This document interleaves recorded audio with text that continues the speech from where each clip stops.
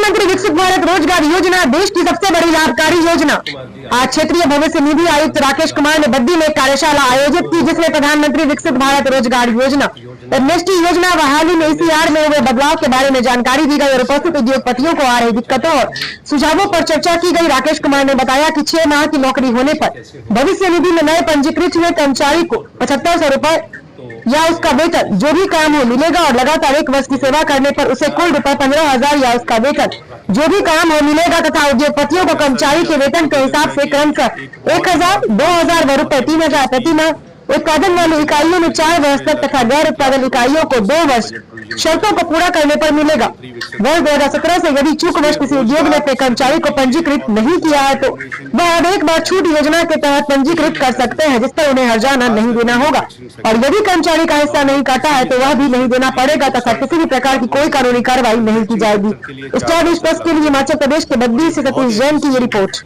जो भी नया बीच श्री राकेश कुमार जी RPFC ग्रेड 1 शिमला आज पहुंचे हैं, जो प्रधानमंत्री विकसित भारत योजना एमनेस्टी स्कीम और रिवाइज्ड ECR पर अपने विचार रखे हैं और इस स्कीम का क्रियान्वयन सफल तरीके से कैसे हो, इसके लिए आज शिमला से विशेष तौर पर बद्दी पहुंचे हैं। तो मैं इस कार्यशाला के पश्चात मैं इनके विचार और इनकी प्रतिक्रिया लेना चाह रहा हूँ। राकेश कुमार जी, जैसा कि आप सबको विदित है कि एक बहुत ही महत्वाकांक्षी, बहुत ही एम्बिशियस स्कीम गवर्नमेंट ने लॉन्च करी है, जिसमें लगभग 1 लाख करोड़ का बेसिकली बजट प्रोविजन किया गया है, प्रधानमंत्री विकसित भारत योजना। इसमें रोजगार सृजन के लिए और रोजगार कंटिन्यूएशन के लिए गवर्नमेंट का स्पेशल एम्फेसिस है और ख़ास करके मैन्युफैक्चरिंग सेक्टर के लिए। नॉर्मल किसी भी इस्टेब्लिशमेंट के लिए ये 2 साल तक लागू है, लेकिन मैन्युफैक्चरिंग सेक्टर के लिए 4 साल तक लागू रहेगी और ये बहुत ही अच्छी स्कीम है।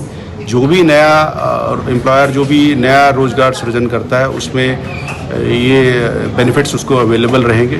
साथ ही साथ एम्प्लॉयमेंट जनरेशन स्कीम, इसमें भी गवर्नमेंट ने जितने भी एम्प्लॉयज़ आज की डेट में छूटे हुए थे उनको भी कवर करने का ये एंडेवर है और ये भी बहुत अच्छा है। इसमें गवर्नमेंट ने बहुत सारे बेनिफिट्स दिए हैं और कुछ हम इसके साथ साथ हम चाह रहे थे कि जो हमारे कुछ जो चलान और जो नॉर्मल रिटर्न्स हम सबमिट करते हैं PF में, उसमें बहुत सारे चेंजेस अभी गवर्नमेंट ने किए हैं, तो उसको कैसे लागू किया गया है, क्या उसकी मंशा है।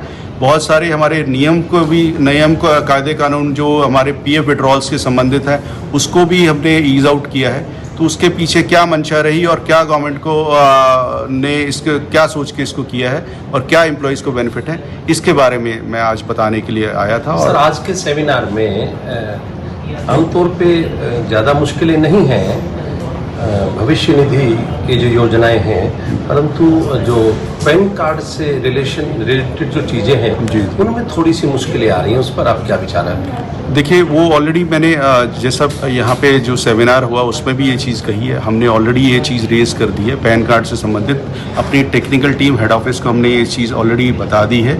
आज फिर मेरा रिक्वेस्ट रहेगा, इसके अलावा भी कोई भी किसी तरह की भी अगर किसी एम्प्लॉयर को दिक्कत आ रही है रजिस्ट्रेशन में तो वो ज़रूर हमारी टीम्स को बताएं ताकि हम इसको इमीडिएटली रेज करके उसका समाधान कर सकें। सर, आपने बद्दी एरिया के लिए कुछ टीम की घोषणा की है कि शायद वो 2 दिन तक यहीं रहेंगे। जी। कितनी टीमें आपने? बिल्कुल, यहाँ पे हमारी 4 टीम्स यहाँ पे हमने इसको डिवाइस किया है। यहाँ कुछ शिमला से मेरे साथ के एम्प्लॉयज़ हैं और साथ में यहाँ जो बद्दी ऑफिस में कार्यरत हैं, ये 2 दिन आज और कल पूरा दिन यहाँ पे रहेंगे और जहाँ भी रजिस्ट्रेशन हमने आइडेंटिफाई किया वहाँ पे ये रजिस्ट्रेशन करवाएंगे। इसके अलावा भी अगला 2 महीने के लिए हमने ऑलरेडी चॉकआउट कर लिया है, फिर दोबारा से जहाँ ज़रूरत होगी हम यहाँ पे कैंप लगाएंगे।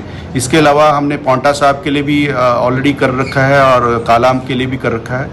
तो टीम्स हमारी ये अलग अलग इंडस्ट्रियल हाउस में जाके इसको रजिस्ट्रेशन करवाएं। Thank you so much sir.